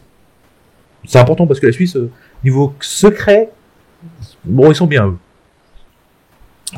Et ça coûte, pour 500 gigas, 4 € par mois. C'est rien, 4 € par mois pour protéger ces données. C'est un investissement. Mais C'est un investissement. 4 € par mois pour avoir l'assurance que nos données sont protégées, bah moi je trouve que c'est pas si cher que ça. Parce que à côté, vous avez des alternatives gratuites. Je vais parler de Dropbox, de Google Drive. Alors, déjà, on va partir tout de suite. Google Drive et Dropbox, déjà, c'est deux mauvais choix de base. Un, vos données ne sont pas cryptées de bout en bout, enfin ne sont pas chiffrées de bout en bout. Et alors je ne donnerai pas la commande. Elle est connue des hackers, enfin des pirates informatiques. Je ne donnerai pas la commande. Mais depuis notre navigateur, il est possible en tapant une simple commande d'accéder à vos drives ouverts. Attends, je vais leur donner un petit... donne-leur pas la manip parce qu'après on va y avoir... Je vais leur donner un petit indice. C'est GD. Ouais. GD, voilà. On peut GD. accéder à vos drives personnels sans vous demander votre accord. Et, plus important, on peut récupérer vos images, vos factures, vos papiers d'identité, vos cartes d'identité, enfin on peut tout récupérer. Grâce à une simple commande à taper dans le navigateur Google, c'est là que c'est encore plus drôle, dans le navigateur Google, on peut accéder à toutes vos données sans même que vous soyez au courant. Ce que ça veut dire, c'est que ces drives sont peut-être gratuits, mais c'est une faille de sécurité immense, mais vraiment immense, dans vos données. Et Google, oui, et Google en plus. Et Google, c'est connu. Contrairement à d'autres. Vraiment. Depuis les années, depuis les années 80, enfin depuis l'arrivée de Google, c'est la folie. Tu sais que il a failli plus exister. Google, ouais, mais Google, c'est là où, moi c'est là où ça me rend fou. C'est que les gens disent, oui, mais ça va, j'ai un drive de chez Google. Ouais. Bah alors si vous saviez à quel point le drive de chez Google est merdique, vous seriez pas du tout rassuré. Et à mes collègues, la merde. C'est l'une des GAFAM. C'est l'une des GAFAM et à mes collègues photographes. À supprimer normalement. Bon. Si vous avez besoin d'un drive en ligne, prenez une vraie solution pro qui est faite pour, qui est sécurisée, qui est chiffrée de bout en bout pour vos clients. Parce que quand on peut récupérer les factures que vous faites avec vos clients avec le nom, le prénom, l'adresse du client, juste en tapant une commande à la con sur Internet, franchement, c'est pas sérieux. C'est dangereux pour vous et légalement, vous êtes responsable si le client a un problème. Vous êtes responsable car vos données étaient non sécurisées. Attends, il y a même, si, parce qu'il y en a beaucoup qui font aussi, ça va de le mettre dans un serveur FTP. Mais un serveur, ok, certes, c'est bien, mais d'un autre côté, un serveur FTP non protégé, c'est la folie. Là, sur les navigateurs, on peut trouver tous les fichiers normalement confidentiels, on peut les voir. Donc voilà, pour les drives, que ce soit professionnel ou personnel, parce qu'en vrai, je dis pour les professionnels, prenez un truc sécurisé, mais pour les persos aussi. Vérifiez que ce soit chiffré de bout en bout. Vérifiez la transparence de l'entreprise. Vérifiez qu'ils n'ont pas accès à vos photos, vos impôts, enfin tout ce que vous mettez dessus, et qu'ils ne les partagent pas avec des sociétés commerciales, parce que ça aussi. Après, en parlant de ça, les premiers vendeurs d'informations clients, c'est les magasins. Éviter les cartes de fidélité, c'est l'une des gages à vous je sais que normalement on doit citer 3 marques, mais là je t'avoue qu'au niveau des drives sécurisés, j'en ai que 2 en mémoire. J'ai Proton Drive et K-Drive. Est-ce que tu en connais un autre? Ce que je t'ai dit, au niveau des drives, ou même des clouds, oui, c'est Nextcloud. Pour moi, c'est l'une des meilleures à l'heure actuelle, mieux que Azure et autres. Ouais. Donc voilà, à retenir Google Drive everyday, prenez des trucs sécurisés. Le mieux, c'est chez soi. Je vous ferai un tuto pour savoir comment faire. Mais si vous n'avez pas l'argent, que vous n'avez pas les moyens, ou que, on va être franc, vous n'avez pas envie de vous embêter à faire un NAS vous-même, à vous mettre la tête dans des Raspberry, tout un tas de trucs assez chiants comme ça. Prenez des drives sécurisés, chiffrés de bout en bout. Après, si vous voulez que ça soit anonyme entre vous, il y a voilà entre vous avec on va dire c'est illégal en même temps, mais bon, il y a rien de. Vous pouvez faire des partages de fichiers grâce au Piralbox. Ça s'appelle Piralbox, c'est un petit routeur, comme ce qu'on a fait vous, un petit routeur, et grâce à la Wi-Fi qui a été qui est gratuite, vous pouvez accéder directement au Piralbox et faire des partages entre vous, des partages. C'est ce que je trouve c'est un peu dommage, c'est qu'avant on pouvait mettre des disques durs dans les box free, on peut plus aujourd'hui. Ouais, c'est dommage. On peut plus. Parce qu'en fait, alors je sais pas, j'ai changé pour une Freebox Pop là. Essaye de mettre un disque dur dans la Freebox Pop. La Freebox Pop est moins longue que le disque dur. Enfin.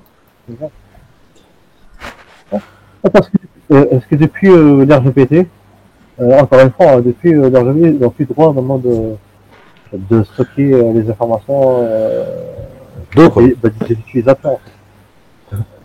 Il faut savoir que malgré que le disque dur il est dans votre routeur, enfin ouais, dans votre box, il est relié quand même dans le serveur de voilà.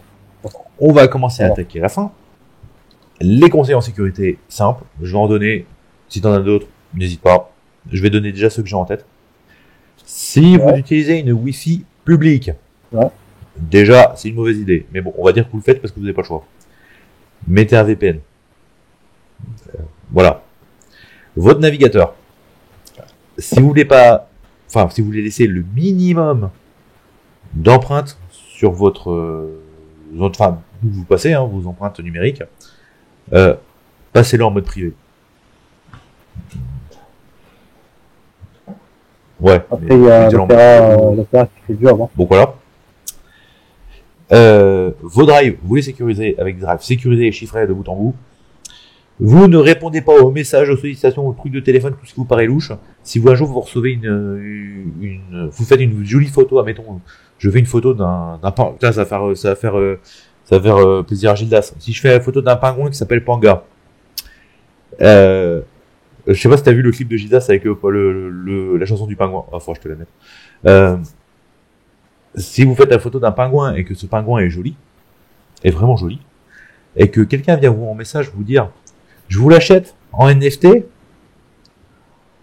bon, voilà, tout ce qui est, faites gaffe aux arnaques crypto et gaffe aux arnaques NFT. Quand une offre est trop beau, c'est que c'est trop beau, justement. Il faut faire aussi gaffe au support Microsoft. Déjà, Microsoft vous appellera pas. Déjà, on arrête. Et même c'est-à-dire, j'ai connu un mec, il a Apple, c'est un Apple, et il s'est fait piéger par un faux support technique Microsoft. Le mec, déjà, Microsoft, déjà qu'on ne peut pas les appeler en tant que professionnels quand on a un problème, alors ils vous appelleront pas en tant que privé. Vous inquiétez pas, ils ont autre chose à faire. Et surtout quand vous avez une entreprise qui dit je suis un support Microsoft, oui, je suis sur Linux. Ah oui, mais on fait aussi Linux. Oui, bien sûr, vous faites aussi Linux.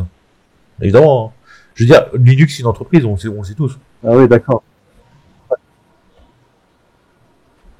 À la base, sincèrement, à la base de l'informatique, c'était Unix. Unix après Linux. Et ensuite, il y a eu IBM, que tu connais un petit peu l'histoire de l'informatique, au niveau serveur. Et ensuite, il y avait Apple, avec Steve Jobs et Steve Wozniak. Et il a eu comme collègue Bill Gates, voilà, qui a travaillé un petit peu avec eux. Voilà. Faites gaffe aussi à vous installer sur votre PC, que ce soit dans les extensions de vos navigateurs qui peuvent être frauduleuses. Faites gaffe aussi aux logiciels qui des fois vous paraissent complètement bien, sans toute réputation et tout ça. Il y a eu un petit truc avec VLC il y a pas longtemps, je vous mettrai la vidéo en source, mais la Sega a un peu joué avec VLC. Donc voilà, ce sera en source, mais faites attention à ce que vous mettez sur votre ordinateur. Comme on dit, en sécurité informatique, le plus gros problème en sécurité informatique se situe entre la chaise et l'écran.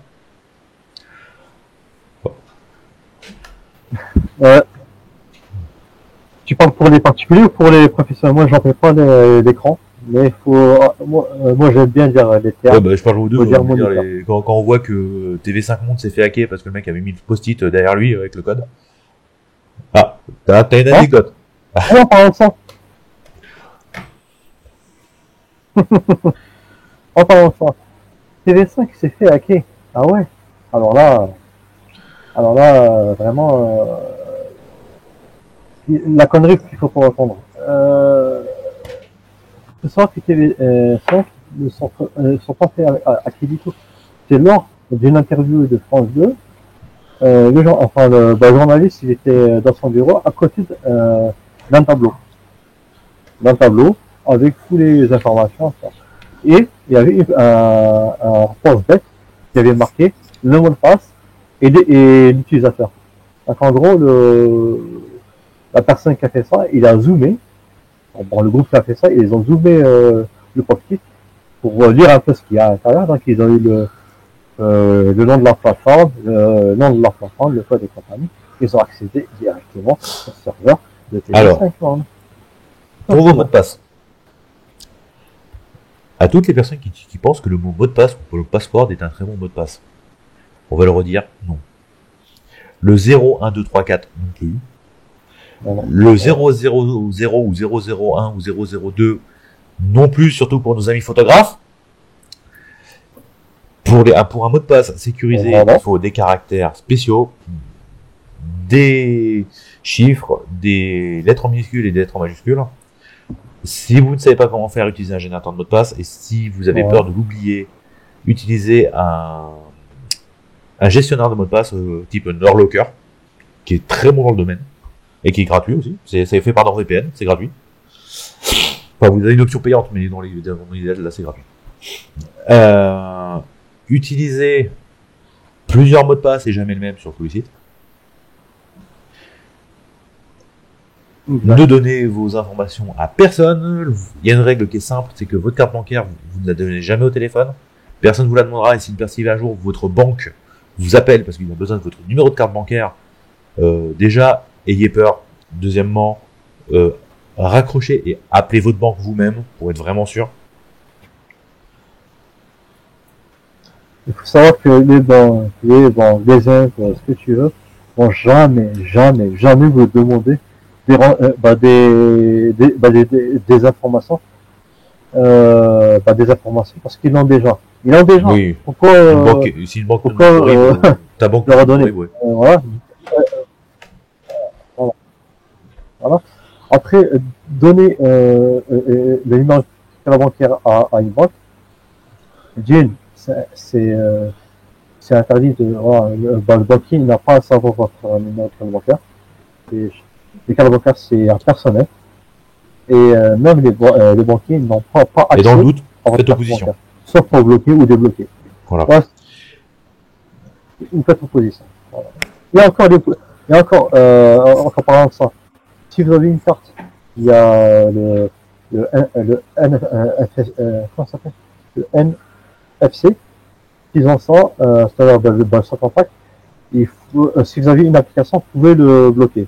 Par contre, ne faites pas confiance à la banque qui va vous bloquer parce que j'ai fait déjà l'expérience depuis la venue du sans contact. J'ai fait exprès de faire l'opposition de la carte. Mais le sans contact, on va plus parler sans contact. Sans contact, essayez de protéger vos cartes dans des étuis qui ne laissent pas passer les ondes.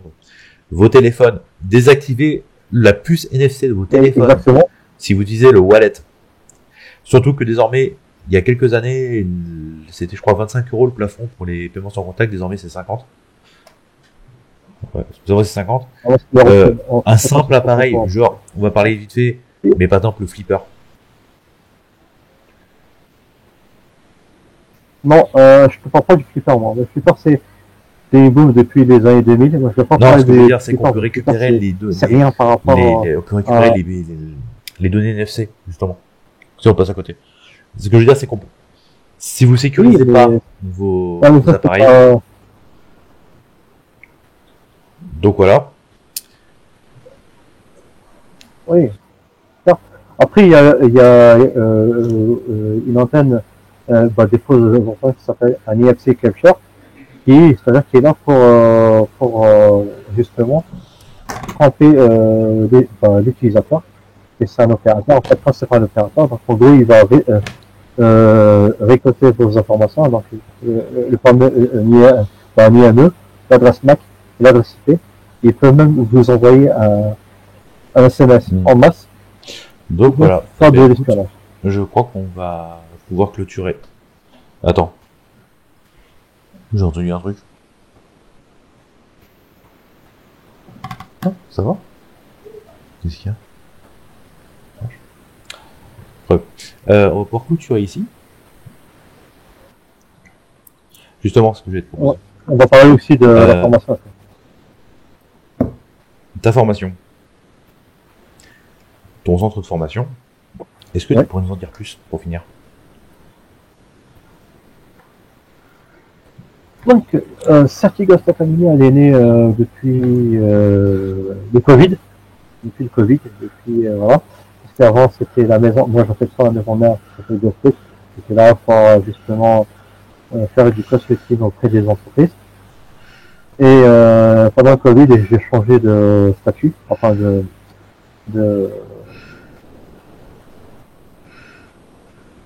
comment on dit ça,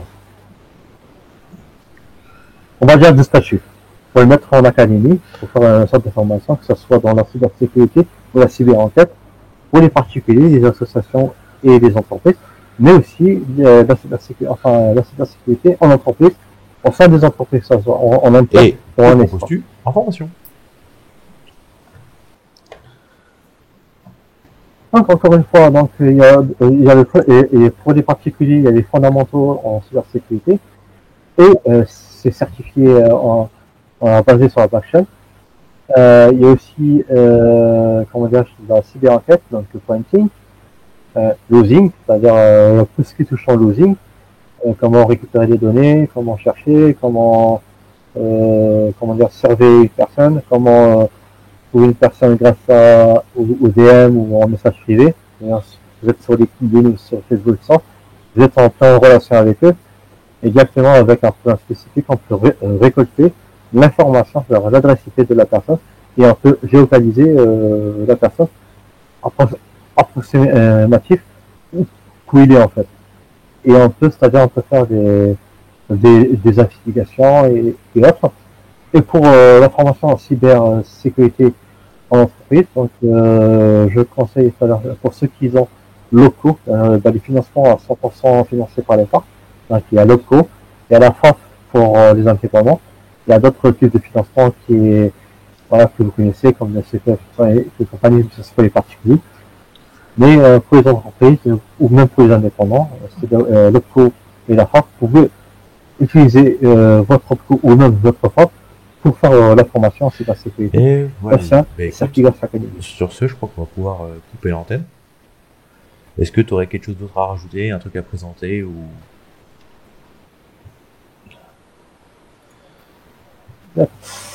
Donc, dernière chose, avant que je vous présente mon livre, c'est une académie agéro-française, donc elle est, voilà, donc c'est une académie qui a été enregistrée en Algérie et en France, voilà.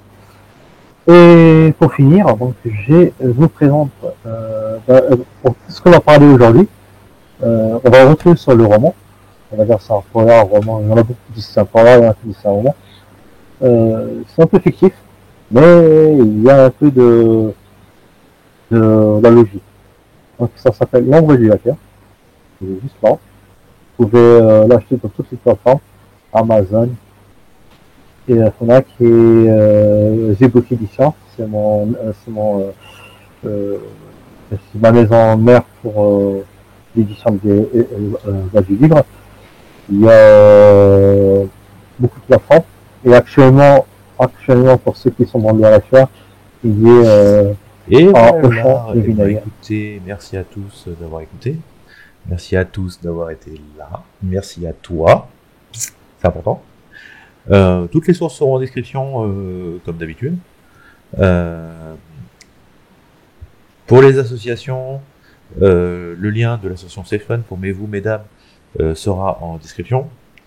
Les vidéos qui ont été citées, notamment pour VLC et tout ça, qui ont été faits par le youtubeur Micode, sont en description. Pareil pour la chaîne de Sandos, qui est très importante à regarder. Coucou à Lalin, l'équipe de monbrouteur.com. Bah écoute, à moi si t'as quelqu'un d'autre à remercier.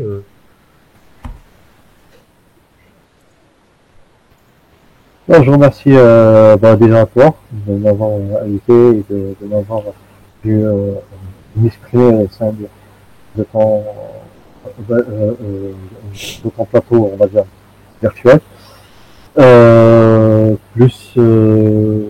Voilà, et je fais appel à toute entreprise qui souhaite se former.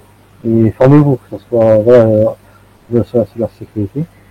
Et je dis bravo aux influenceurs type influenceurs cyber qui vulgarisent un peu. Je ne parle pas du Sandoz ou autre. Il y a un certain qui vulgarise que vraiment je suis vraiment mieux. Et il s'appelle Mohamed. Mais Oui. attention, c'est avec un. Je vais t'envoyer le lien ici. Qui est très très très très intéressant. Il vulgarise aussi la cybersécurité.